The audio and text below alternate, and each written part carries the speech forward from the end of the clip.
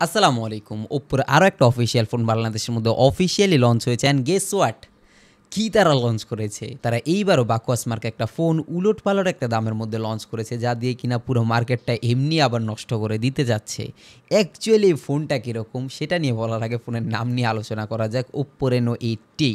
এই জিনিসটা সার্চ করার পর অনেকে আবার 5G ফোনের স্পেকের দিকে তাকায় না, কিন্তু এটা একটা 4G ফোন বাংলাদেশের মধ্যে যেই দামের মধ্যে লঞ্চ হয়েছে, এটা এমনি মাথা নষ্ট করে দেয়। যেখানে কিনা 33,000-এর একটা ফোন, সেখানে মিডিয়াটেকের হেলিও G99 প্রসেসর। এটা কি একদমই মানা সম্ভব কিনা এই দামের মধ্যে এখনকার সময়? অনেকে বলছে যে এটা একটা ব্যালেন্স ডিল বলা যায়, কিংবা অ্যাভারেজ কোয়ালিটির ডিল। আর এটা কেমনে অ্যাভারেজ কোয়ালিটির ডিল হয়, যেখানে কিনা রিয়েলমি 9 প্রো প্লাস তাদের চাচাতো ভাইদেরই ফোন রয়েছে, তারপরে গিয়ে মোটরোলারও ফোন রয়েছে, মোটরোলা H20 ফিউশন আর 1 বছর 2 বছর আগের ফোন, সেগুলো এই দামের মধ্যে এর থেকে ভালো প্রসেসর দিয়ে আসা ফোন, এর থেকে ওভারঅল ভালো প্রমিজিং স্পেক, সফটওয়্যারের দিক দিয়েও আরও ভালো সাপোর্ট দিচ্ছে।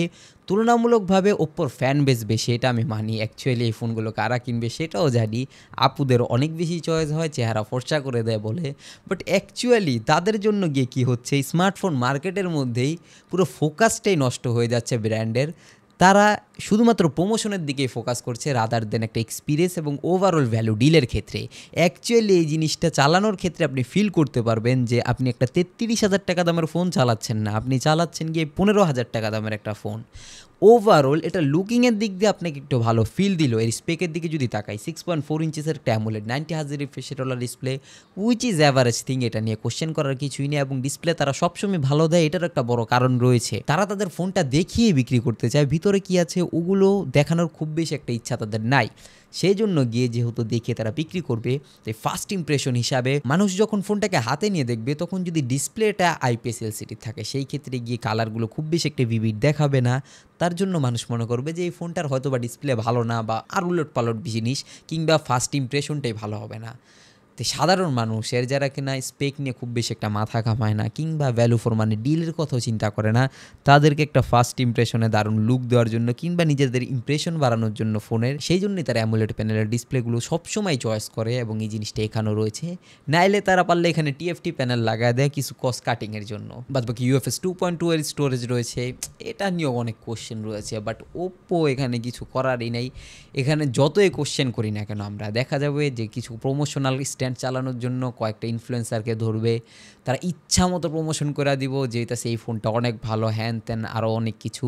পরবর্তীতে গিয়ে দেখা যাবে তারা নিজেরাই এই ফোনটা কখনোই ইউজ করে না। আর রেগুলার প্রমোশনের জন্য সাকিব আল হাসান তো আছেই, সেই জন্য গিয়ে তাদেরকে ফোন বিক্রি নিয়ে খুব বেশি একটা টেনশন করতে হয় না, সেটা তারা যেই ধরনের ফোন বানাক না কেন। আর ক্যামেরা ক্যাটাগরির মধ্যে 108 মেগাপিক্সেলের ক্যামেরা না, এটা অ্যাকচুয়ালি একটা 100 মেগাপিক্সেলের ক্যামেরা।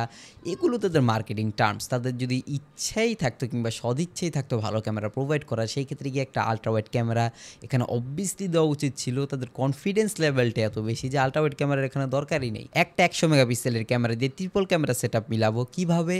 100 মেগাপিক্সেলের প্রাইমারি ক্যামেরা, বাদ বাকি 2 মেগাপিক্সেলের ম্যাক্রো এবং 2 মেগাপিক্সেলের ডেপ সেন্সর ক্যামেরা।